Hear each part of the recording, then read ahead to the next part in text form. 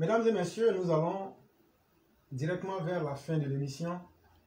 Et comme vous le savez, on dit que lorsqu'on met toujours les bonnes choses à la fin, c'est encore plus intéressant. Pas que les autres n'étaient pas intéressants, mais je veux dire, quand on écoute Sundiata, il nous fait rêver. Et c'est très intéressant. Et c'est confirmé. La criminelle patentée, la criminelle, je ne sais pas comment je vais dire ça en hardcore, je vais dire recalcitrante, voilà, pulchérie de balai où la pulmanchin vient d'être mis sous mandat de dépôt au 10e cabinet. Très bonne nouvelle. On attend de voir la suite. Et donc, nous allons passer à notre frère bien-aimé Sundiata le Conquérant. Malheureusement, il était tellement conquérant qu'il est mort par noyade. Le vrai Sundiata Keïta. Et c'est à lui que nous allons donner la parole, mesdames et messieurs. C'est tout un honneur pour nous. Je vous dis merci d'avoir été des nôtres, d'avoir été plus qu'efficace aujourd'hui. Parce que vous savez, lorsque vous êtes attaqué, naturellement, l'intelligence naturelle vous donne de l'expérience. Et nous disons à ceux qui nous permettent d'être plus intelligents chaque jour. Bonsoir le Conquérant.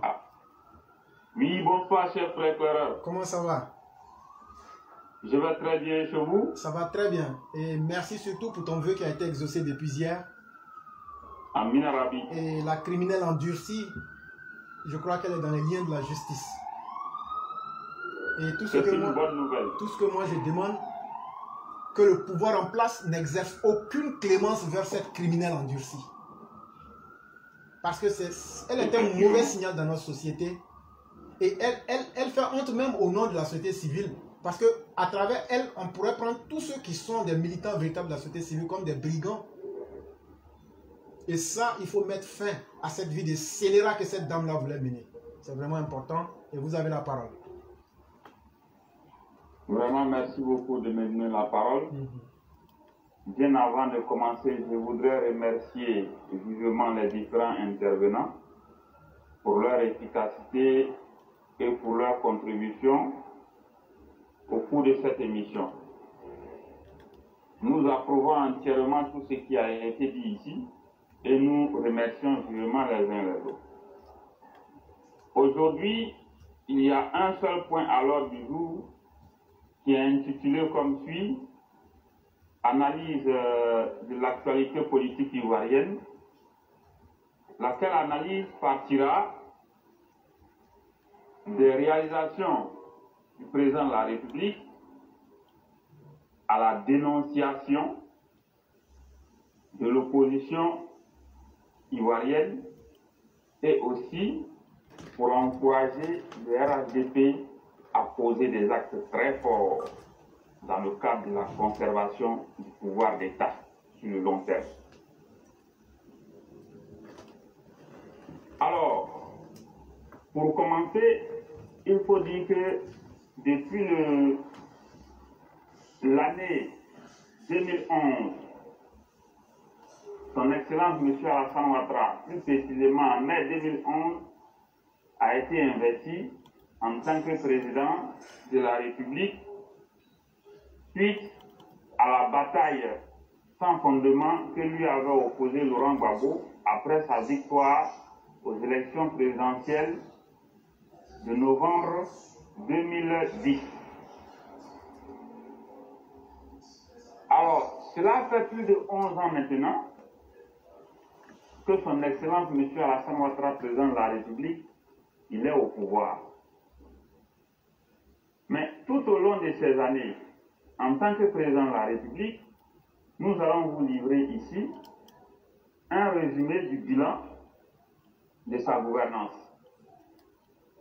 En ce qui concerne l'éducation, il y a eu la réhabilitation des 3 universités, à savoir Cocody, Abobo-Adjamé, Bouaké, et la réhabilitation de 2 unités de recherche et d'enseignement supérieur, plus précisément celles de Kourogo et d'Aloa, qui sont devenues des universités.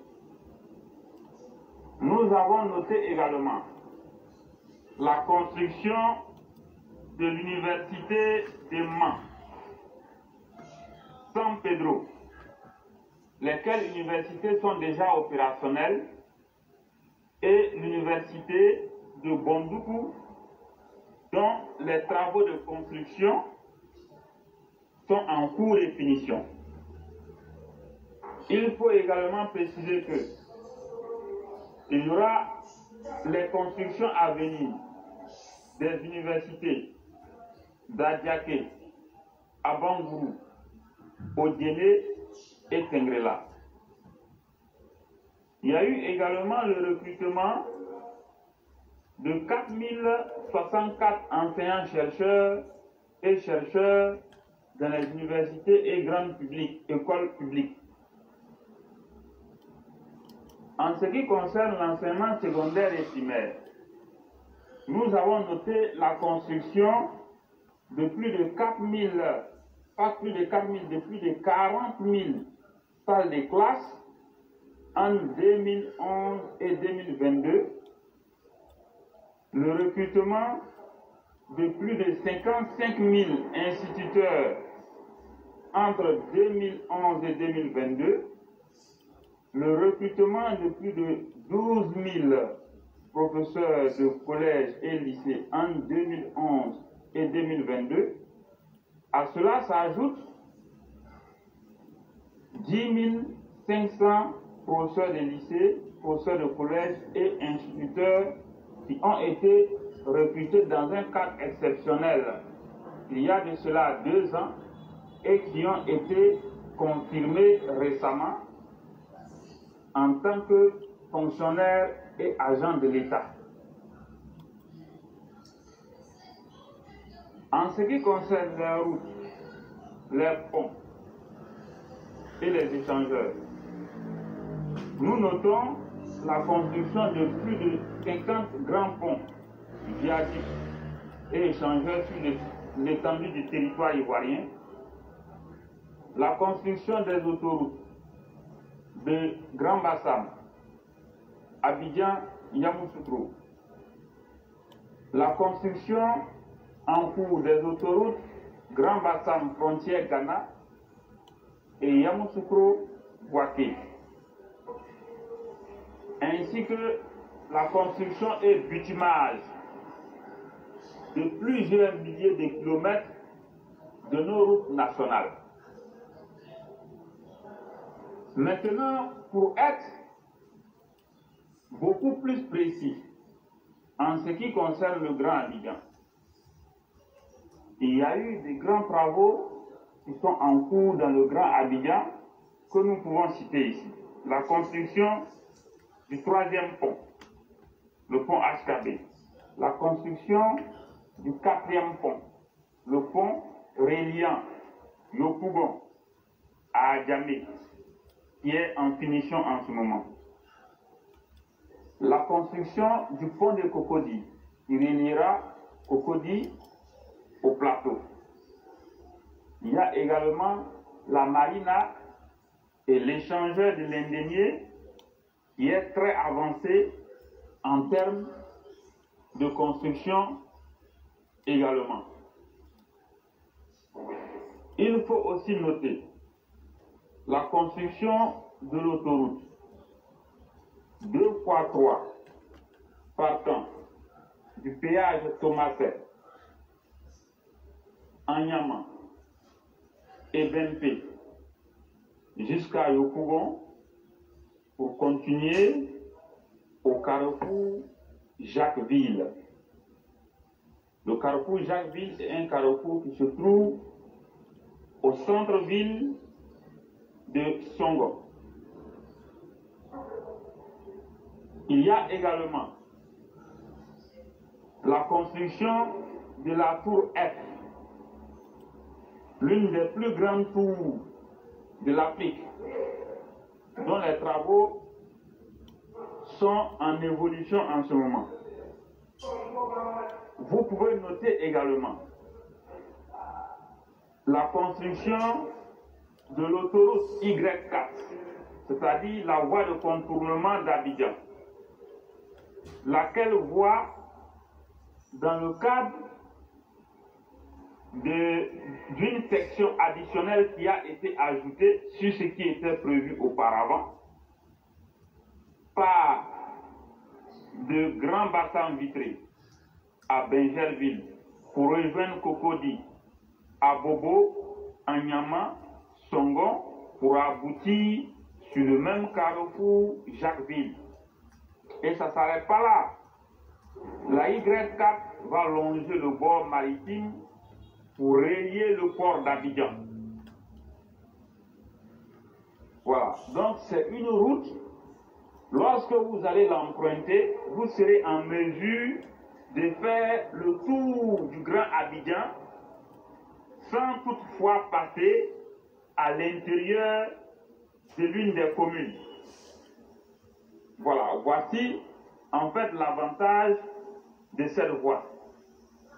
À cela, il faut ajouter le pont de Vridi, dont les travaux sont déjà très avancés, qui sera l'un des ponts le plus grand et le plus haut du monde, qui va partir depuis zone 4 pour aller au-dessus du canal de Vridi et aller retomber quelque part là-bas sur l'autoroute qui part vers le carrefour Jacquesville. Donc le pont de Jacquesville sera l'un des ponts le plus haut ou le plus grand du monde. Il y a également le pont qui va relier Grand Bassam à Benjerville. Et les études sont déjà menées également. Et ces travaux vont se faire dans les années à venir. Ça, c'était un bref aperçu de certains travaux dans la commune d'Abidjan. En ce qui concerne l'électricité, il faut noter l'augmentation de la production électrique de 1409 MW en 2011 à 2431 MW en juin 2022. Alors, il y a eu également, si on fait un ratio, en 2011 et maintenant, on va dire qu'il y a eu une augmentation de la production électrique en Côte d'Ivoire qui se chiffre à 72,5% en seulement 11 ans. Il y a également eu augmentation du taux d'accès à l'électricité de 74% en 2011 à 98% en 2022. Donc il y a eu augmentation du nombre de localités électrifiées à 6781 en 2021. Donc, quand on regarde bien, il y a eu 3934 nouvelles localités qui ont été électrifiées entre 2011 et 2021. Il y a également eu une subvention par l'État en ce qui concerne le prix du compteur d'électricité. Il y a cet avantage-là également qu'il faut mentionner. En ce qui concerne l'eau potable, il y a eu un investissement de il y a eu un investissement de 657 milliards 410 millions 583 626 francs CFA dans l'eau potable en ce qui concerne la période 2011 à 2020, faisant passer le taux d'accès à l'eau potable à 95%. 2011 à 2019, nous sommes passés de 789 localités électrifiées à l'eau potable à 1093 localités raccordées à l'eau potable plutôt. Je reprends, de 2011 à 2019, nous sommes passés de 789 localités raccordées à l'eau potable à 1093 localités raccordées à l'eau potable. En conséquence, il y a eu 304 nouvelles localités raccordées à l'eau potable en seulement 8 ans. La production d'eau potable à Abidjan est passée de 350 000 m3 d'eau par jour à 640 000 m3 d'eau par jour entre 2011 et 2015. Il y a eu la construction de plusieurs dizaines de châteaux d'eau sur toute l'étendue du territoire et le compteur d'eau a été subventionné également par l'État ivoirien. En ce qui concerne les transports, il y a eu augmentation du parc autobus de la Sotra. Il y a eu la modernisation du secteur des taxis. Ensuite, nous avons eu la mise en place d'un système de transport intelligent. Et vous pouvez noter également la construction en cours du métro d'Abidjan. Il y a eu le renouvellement également du parc automobile des transporteurs. Alors, à cela, vous savez que récemment, il y a eu une information qui est tombée en ce qui concerne le transport aérien. Donc, nous pouvons noter qu'il y aura 2 Airbus A330 Neo et un Airbus A321 Neo qui vont être commandés dans les années à venir, plus précisément d'ici 2025. Ces 3 nouveaux avions vont rejoindre la flotte aérienne de Air Côte d'Ivoire. Il y a cela. Lorsque vous regardez du côté du port autonome d'Abidjan, ces jours-ci, des portiques et des grues ont été réceptionnés par le port autonome d'Abidjan en vue d'accroître les capacités de déchargement des navires. Et ceci va contribuer à rendre beaucoup plus efficace le travail au niveau du 2e terminal à conteneurs.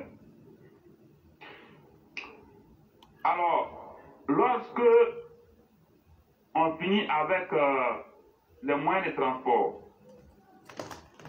regardons du côté des industries. Depuis l'accession au pouvoir, ce sont plusieurs centaines d'industries qui ont été implantées en Côte d'Ivoire. Ces centaines d'industries, nous ne pourrons pas finir de citer toutes ces industries ici. C'est qu'il faut citer seulement. Moi, je suis en train de préparer mon texte déjà même. Mais nous allons citer quelques-unes.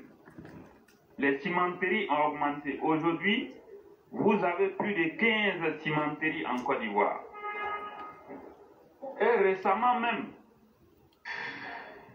il y a eu pose la première pierre d'une grande zone agro-industrielle dans le Grand Nord appelée 2PAI. Le budget alloué à ce projet, il est de 167 milliards de francs CFA. La durée d'exécution est de 4 ans, c'est-à-dire de 2022 à 2026. Les régions couvertes par le projet sont les régions de la Bagoué, Ambol, Poro et Tchologo.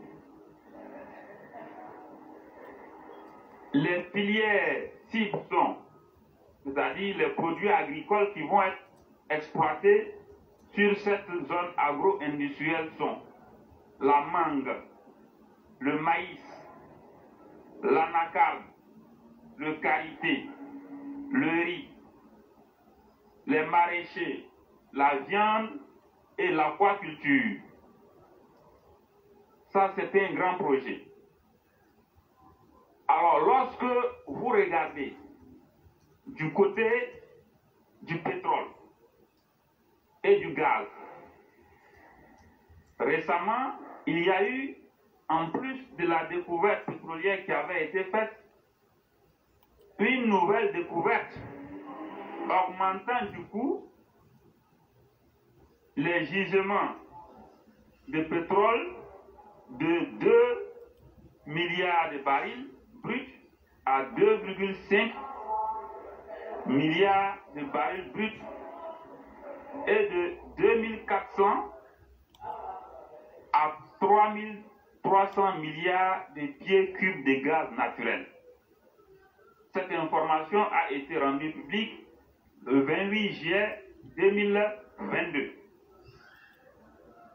Donc c'est une information très importante qu'il faut souligner.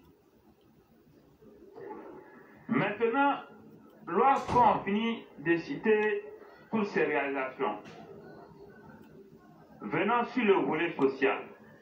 Sur le volet social, à travers les piliers sociaux, c'est plusieurs familles à très faible revenu qui ont eu chaque trimestre 36 000 francs CFA.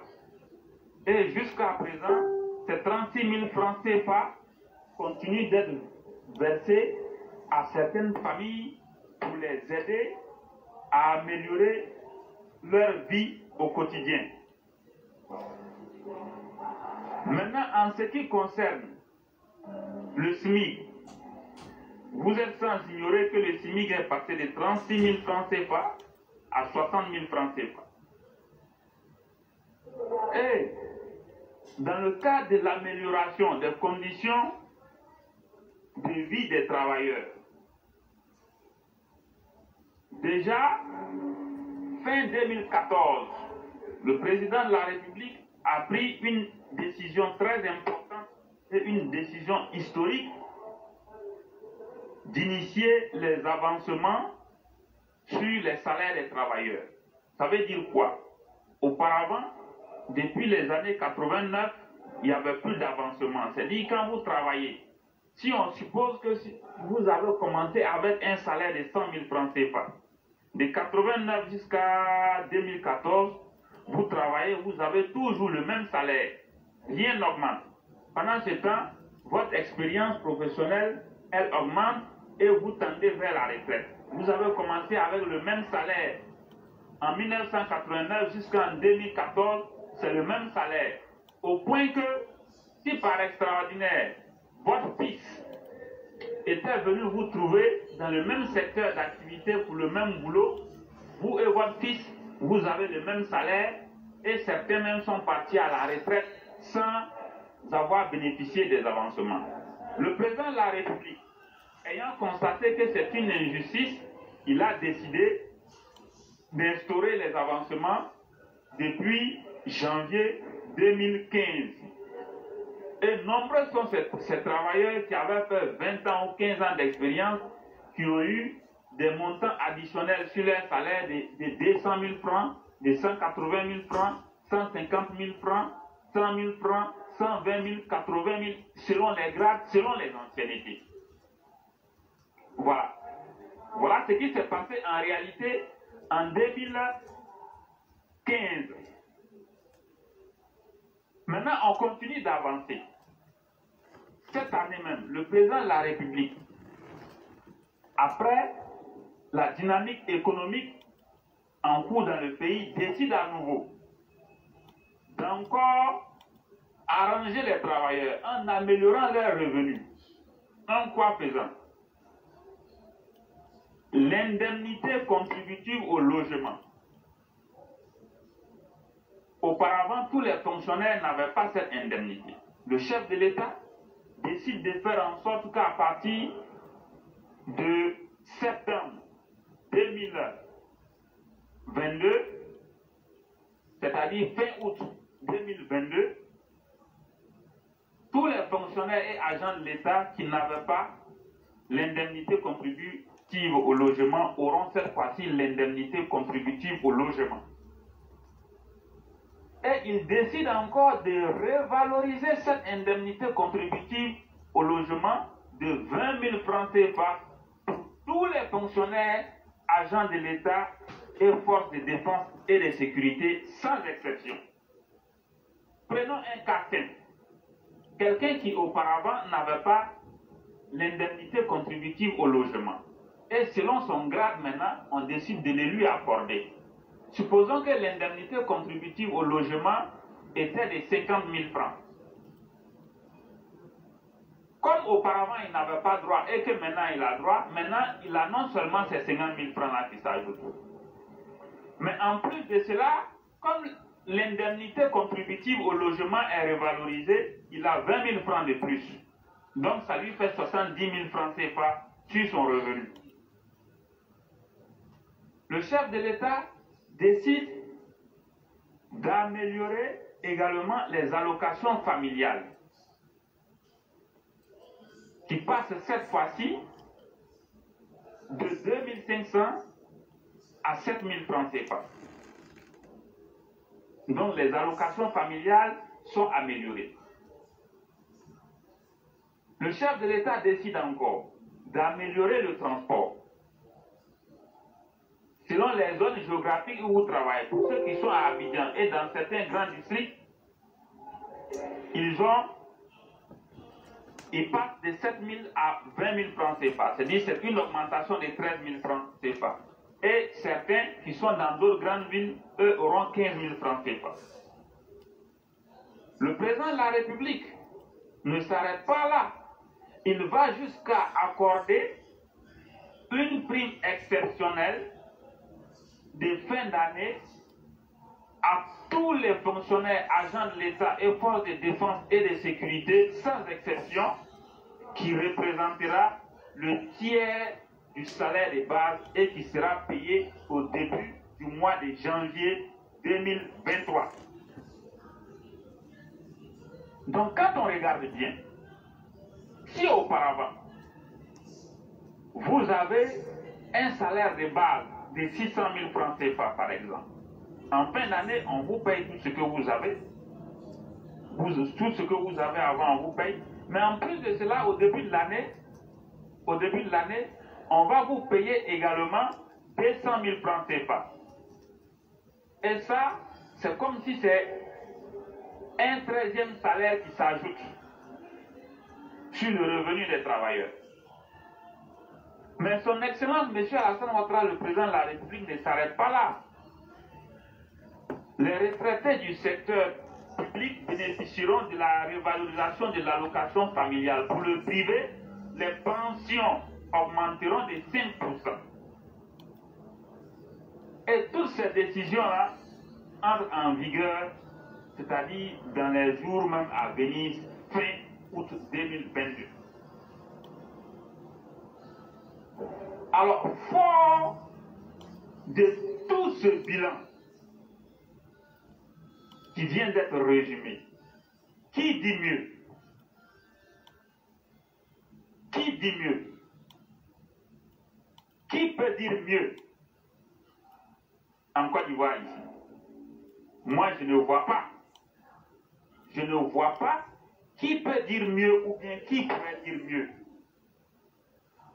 Normalement, si nous étions dans un pays où les choses se passaient correctement, où il n'y avait pas de problème, avec un tel monsieur, on devait dire, Président Ouattara, comme vous faites l'affaire du pays, restez au pouvoir à vie, vu que les Ivoiriens continuent d'être en paix et de bénéficier des fruits de la croissance. On devait donner carte blanche et feu vert à son Excellence M. Alassane Ouattara de rester au pouvoir à vie.